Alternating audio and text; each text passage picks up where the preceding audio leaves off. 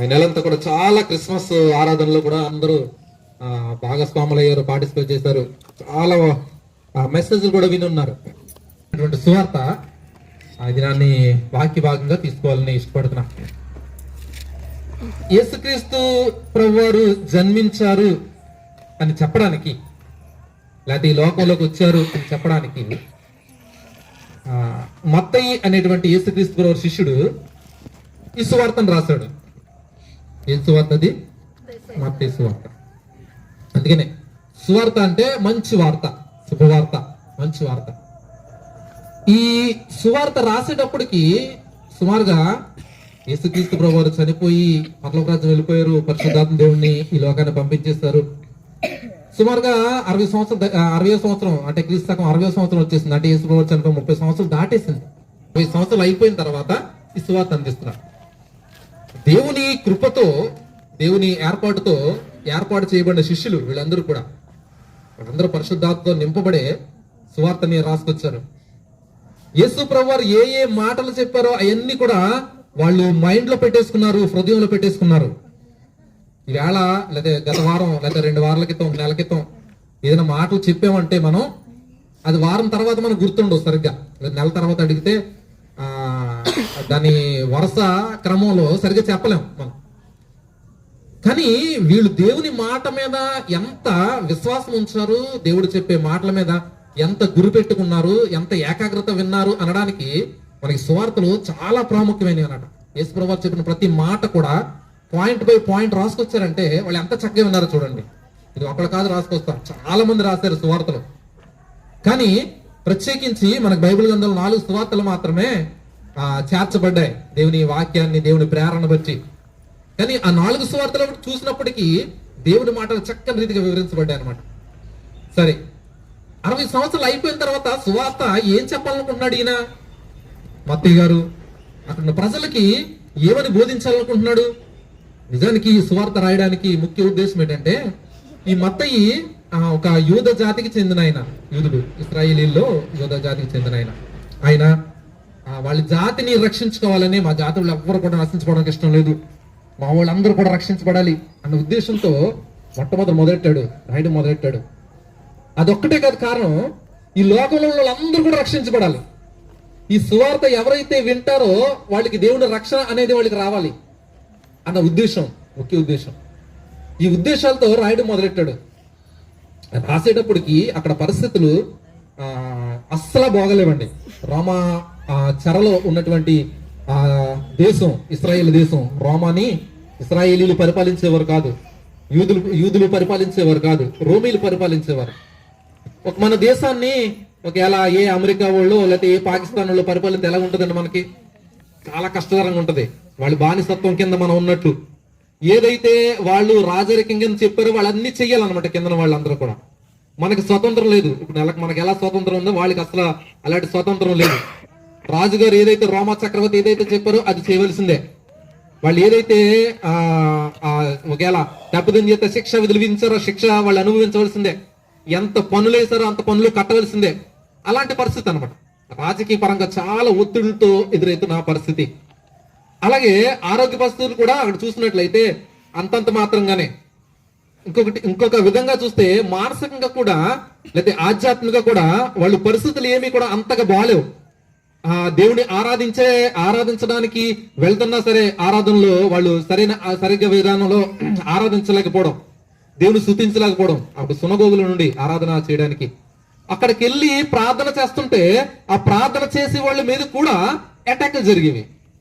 అంటే రాజకీయ పరంగానూ చాలా వ్యతిరేకతలు ఏర్పడ్డాయి, వాళ్ళకి ఆధ్యాత్మికంగానూ వ్యతిరేకతలు ఏర్పడ్డాయి. వాళ్ళకి ఉన్న పరిస్థితులు కూడా ఏమీ బాలేని పరిస్థితి. అలాంటి సమయాల్లో దేవుడు మా గురించి రక్షకుని పంపిస్తాడు, దేవుడు మా గురించి మెస్సైని పంపిస్తాడు, ఆయనే ఈ లోకానికి దిగొస్తాడు, ఈ కష్టాల్లోంచి ఆయనే మమ్మల్ని విడిపిస్తాడు, ఈ బంధకాల్లోంచి ఆయనే మమ్మల్ని విడిపిస్తాడు, ఆయన తప్ప విడిపించే వాళ్ళు ఈ లోకంలో ఎవ్వరు లేరు అని చెప్పి అనేకులు ప్రార్థన చేసేవారు. అందులో మనకి ఈ సువార్తల్లోనే మనం చూస్తున్నట్లయితే సుమయోన్ అవ్వచ్చు, లేకపోతే మరియా అవ్వచ్చు, యేసేపు అవ్వచ్చు, లేకపోతే జకరియా, ఎలిజబెత్తులు వాళ్ళు అవ్వచ్చు, వీళ్ళంతా ప్రార్థనా పరులే వీళ్ళందరూ కూడా. దేవుని గురించి ఎదురు చూసేవారు. అలాంటి సమయాల్లో రక్షకుడు వస్తాడు మమ్మల్ని రక్షిస్తాడు, ఈ రాజకీయ పరిస్థితుల్లోంచి మమ్మల్ని కాపాడుతాడు, మాకున్న శారీరక పరిస్థితుల నుంచి మనం కాపాడుతుంటాడు, అనారోగ్య పరిస్థితుల దాంట్లోంచి కాపాడుతుంటాడు, ముఖ్యంగా ఆధ్యాత్మిక పరిస్థితుల నుంచి మమ్మల్ని కాపాడుతుంటాడు అని ఎదురు చూసే రోజుల్లో ఈ మత్తయి రాసినటువంటి సువార్త ఏమని మొదలెట్టాడంటే, ఈయన అబ్రహాము కుమారుడైన, ఏమంటున్నాడు అక్కడ, అబ్రహాము కుమారుడు దావీదు కుమారుడైన యేసుక్రీస్తు వంశావళి.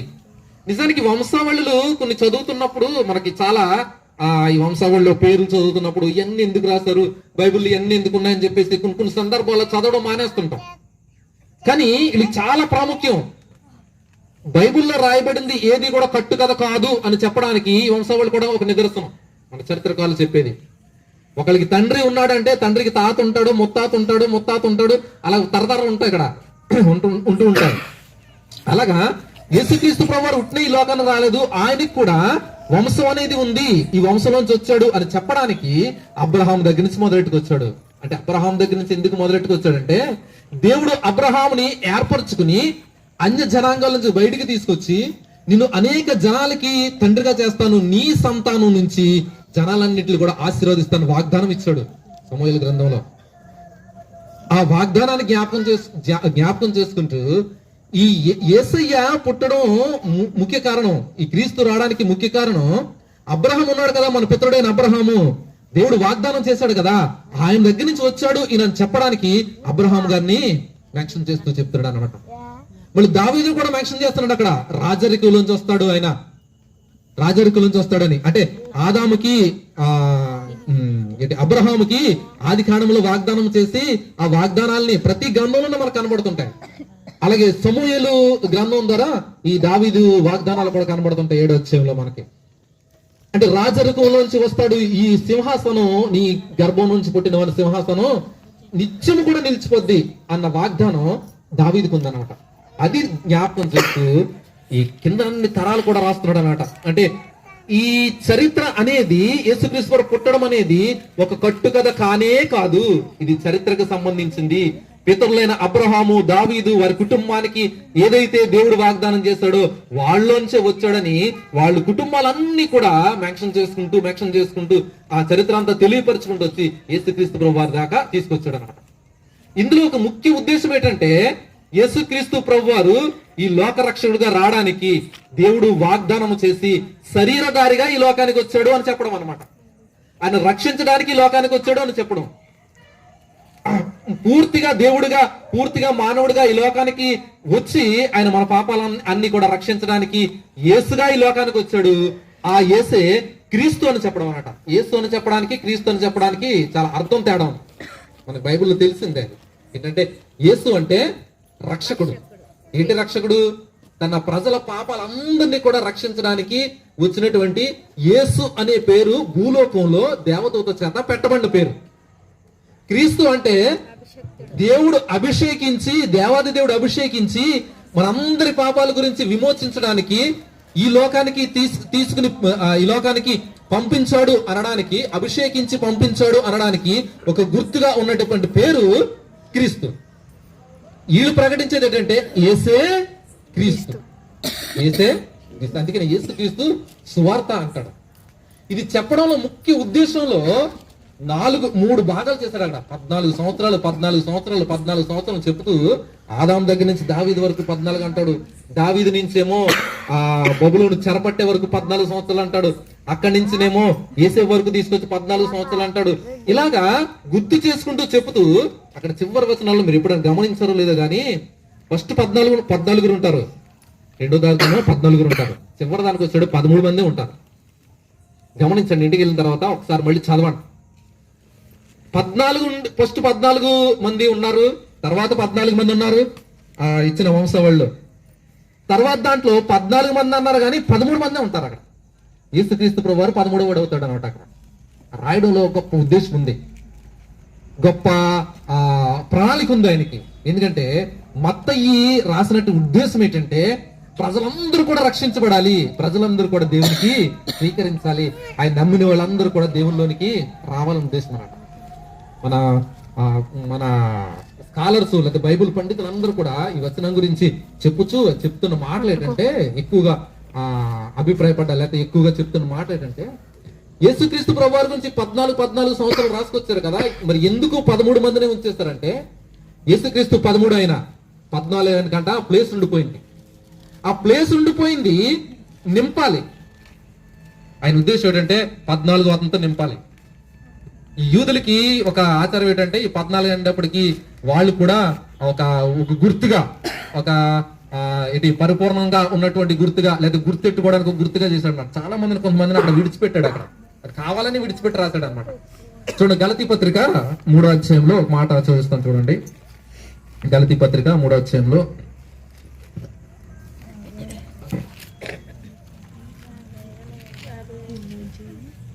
గలతీ పత్రిక 3వ అధ్యాయము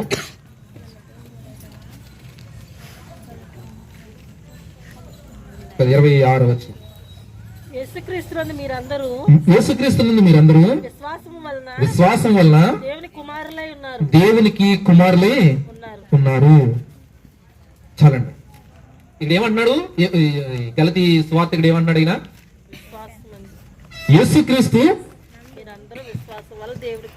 యేసుక్రీస్తునందు మీరందరూ కూడా విశ్వాసం వలన దేవునికి కుమారులై ఉన్నారు. ఈ మత్తయి రాసినప్పుడు ఆయన ఉద్దేశం ఏంటో తెలుసండి?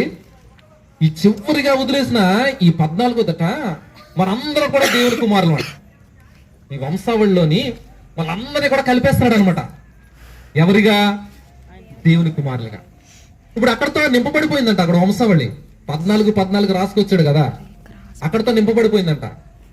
అంటే యేసుక్రీస్తు ప్రభువారు 13 అయినైతే, యేసుక్రీస్తుని ఎందరైతే అంగీకరించారో వాళ్ళందరూ కూడా దేవుని కుమారులు, దేవుని కుమార్తెలు. ఇది ఎందుకు చెప్తున్నా అంటే, అబ్రహాముకి వాగ్దానం ఇవ్వబడింది ఆదికాండం 12వ అధ్యాయంలో, నీ ద్వారా, నీ సంతానం ద్వారా వచ్చిన వాళ్ళందరూ కూడా ఆశీర్వదించబడతారు అన్నమాట.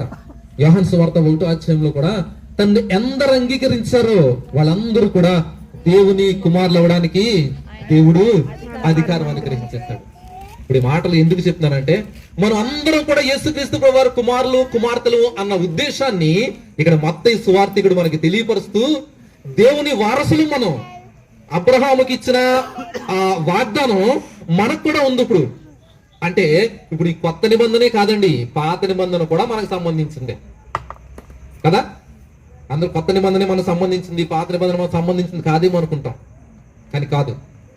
అంటే అబ్రహాముకి ఇచ్చిన ప్రతి వాగ్దానం మనకి ఎలా వస్తుందంటే, గలతీ పత్రికలో పౌలు గారు రాసిన మాట ప్రకారం మనకి ఎలా వర్తిస్తుందంటే, యేసుక్రీస్తు ప్రభువారి నందు ఏంటంటే మనకు అందరికి కూడా దేవుని కుమారులుగా, కుమార్తెలుగా మనం చేసేసుకున్నాడు అంట. అది ముఖ్య ఉద్దేశం. ఈ మత్తయి రాయడంలో ముఖ్య ఉద్దేశం, నేను బైబిల్ ఉన్నట్టుగానే చెప్తున్నాను. మత్తయి రాయడంలో ముఖ్య ఉద్దేశం మనందరూ కూడా దేవుని కుమారులు అయిపోవాలి, మనందరూ కూడా దేవుని కొడుకులు అయిపోవాలి, దేవుని కుమార్తెలు అయిపోవాలి, మనందరూ కూడా దేవునికి వారసులుగా అయిపోవాలి. ఆయన పరలోక రాజ్యంలో మనందరూ కూడా అబ్రహాము సంతానంగా, యేసుక్రీస్తు ప్రభువారి సంతానంగా మనం పరలోక రాజ్యంలో ఉండాలని కోరిక అనమాట ఆయనకి. ఎంత గొప్ప కోరిక కూడా చూడండి. అందుకనే వంశావళంతా కూడా చక్కగా లిఖించుకొస్తూ రాసుకొస్తూ చక్కగా మనల్ని కూడా తీసుకెళ్లి వంశావళిలో ఇమిట్ చేస్తానండి. ఇప్పుడు చూడండి, మనందరం కూడా అందులో ఉన్నాం. అప్పుడు ఉన్నామా లేదా? ఎవరైతే రక్షణ పొందుతారో, ఎవరైతే బాప్తిసం పొందుతారో, ఎవరైతే దేవుని నామాన్ని స్వీకరిస్తారో వాళ్ళందరూ కూడా ఆయన వంశావళిలోనికి వచ్చేస్తాం. ఆయన వంశావళిలోకి లేనోళ్ళు పరలోక రాజ్యంలో చేరడం కష్టమే. అంటే ఆయన రక్తంలో కడగబడలేనోళ్ళు, ఆయన బిడ్డలు కాలేనోళ్ళు, ఆయన ఆత్మ లేని వాళ్ళు దేవుని పరలోక రాజ్యం చేరడము కష్టం. రెండవదిగా ఈ రెండో మాట చెప్పేసి ముగించేస్తా. మత్తయి సువార్తలోనే ఆయన ఉద్దేశం ఇంకొకటి ఏంటంటే, అక్కడ చెప్తున్న మాట, దేవదూత యేసేపుకి చెప్తున్న మాటలో అక్కడ చెప్తున్న మాట చూడండి ఒక్కసారి, మనం చదవచ్చు ఆ మాటని. ఏమంటున్నాడు అక్కడ? దేవదూత వచ్చింది పరలోక రాజ్యం నుంచి, మరియా అప్పటికే గర్భవతిగా ఉంది. ఆ కలలో కనబడి యేసేపుకి చెప్తున్నాడు, నీతిమంతుడుగా ఉన్నటువంటి యేసేపుకి చెప్తున్నాడు. అక్కడ వచ్చి 20వ వచనంలో ఆ సంగతులను గురించి ఆలోచించగా, ఇదిగో ప్రభువు దూత స్వప్నమందుకు అతనికి ప్రత్యక్షమై, దావీదు కుమారుడైనా. ఇది ఒక్కసారి చూడండి, యేసేపు ఎవరు కుమారుడు?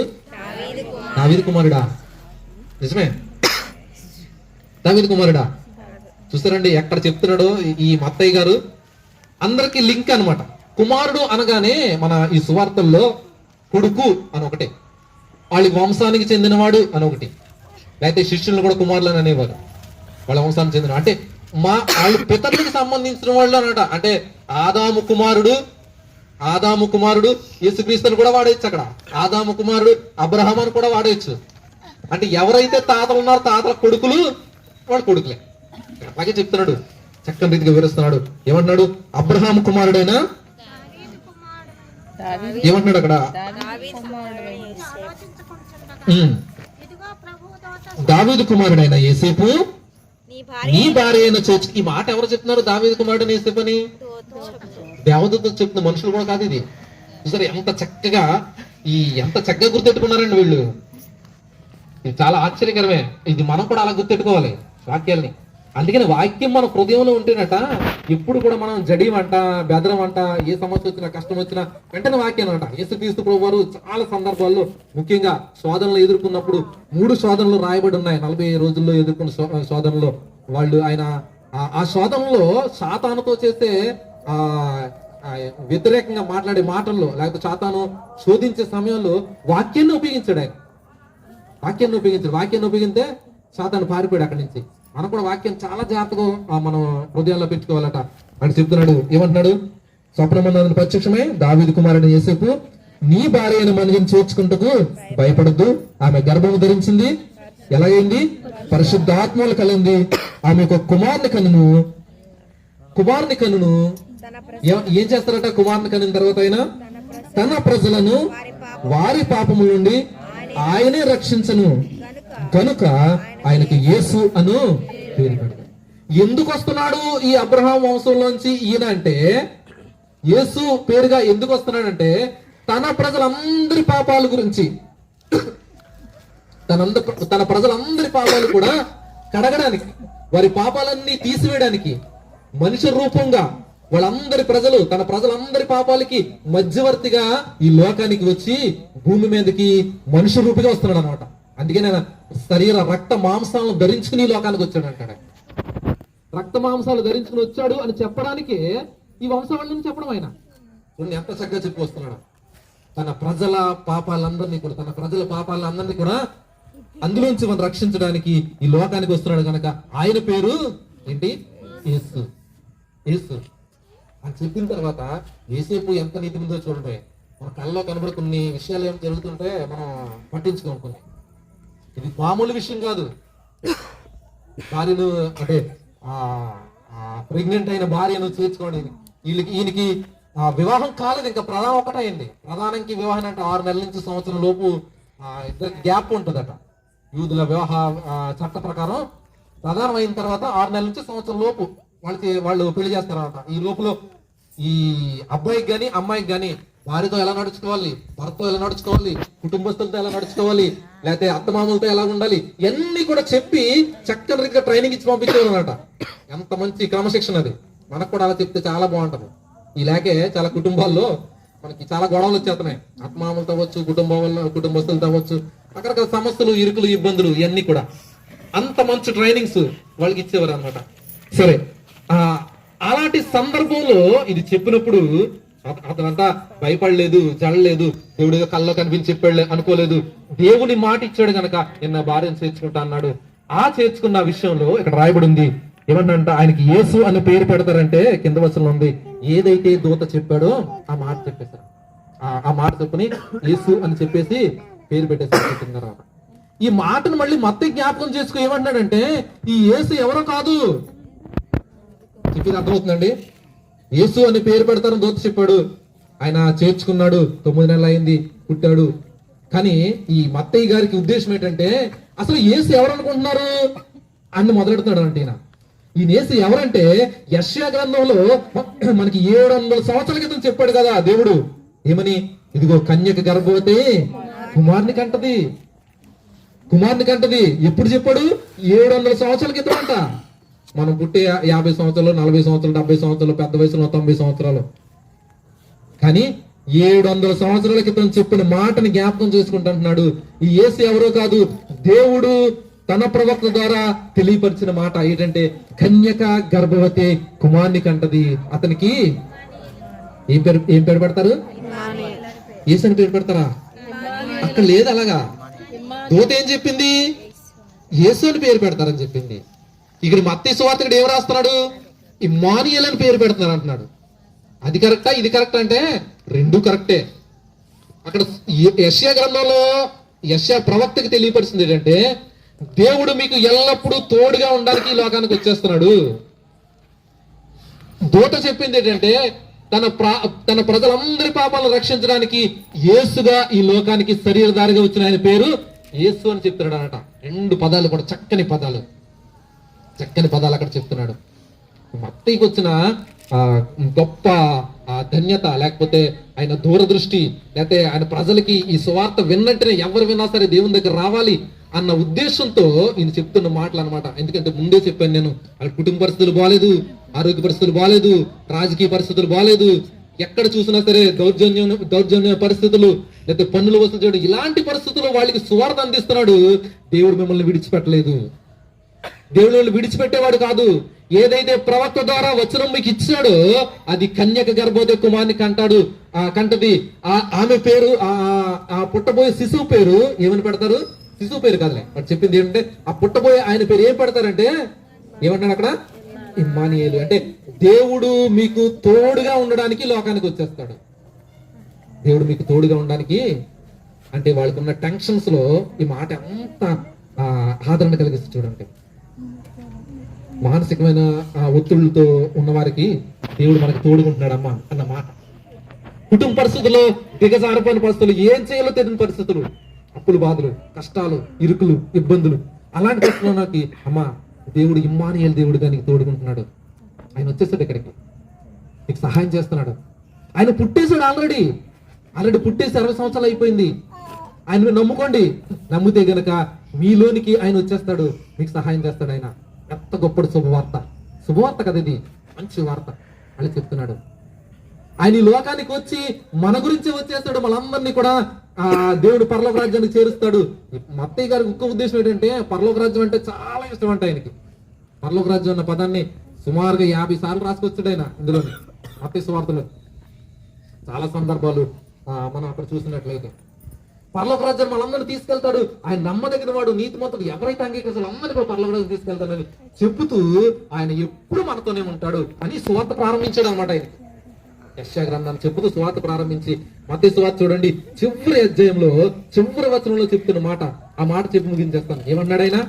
ఏదైతే ఇమ్మానుయేలు దేవుడు మీ తోడు ఉంటాడు, కష్టాల్లోని, నష్టాల్లోని, ఇరుకులోని, ఇబ్బందుల్లోని, లేకపోతే మీకున్న బాధల్లోని, రకరకాల సమస్యల్లోని ఏదైతే దేవుడు తోడుగా ఉంటున్నాడో ఆ దేవుడు ఎంతకాలం మీతో ఉంటాడు అని చివరి సువార్త ముగిస్తున్నాడు. అంటే చూడండి ఏమంటున్నాడు ఆయన చివరి వచనంలో, ఇదిగో నేను మీకు యుగ సమాప్తి వరకు సదాకాలము మీతో కూడా ఉన్నానని వారితో చెప్పను. యేసుక్రీస్తు ప్రభువు చెప్తున్న మాట, పరలోక రాజ్యం వెళ్ళిపోయాడు చెప్తున్న మాట.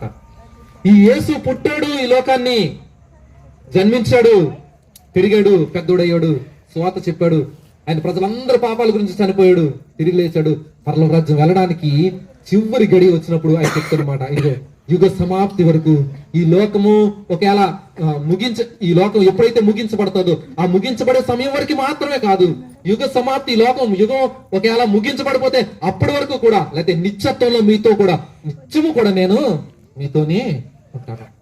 సరే ఎంత చక్కగా చెప్పిపోతున్నాడు మత్తయ్య. ఆయన మాటలు మాత్రమే చెప్తున్నాను, చెప్పిన మాటలు మాత్రమే, వాక్యంలో మాట మాత్రం చెప్తున్నాను అని చెప్తున్నాడు.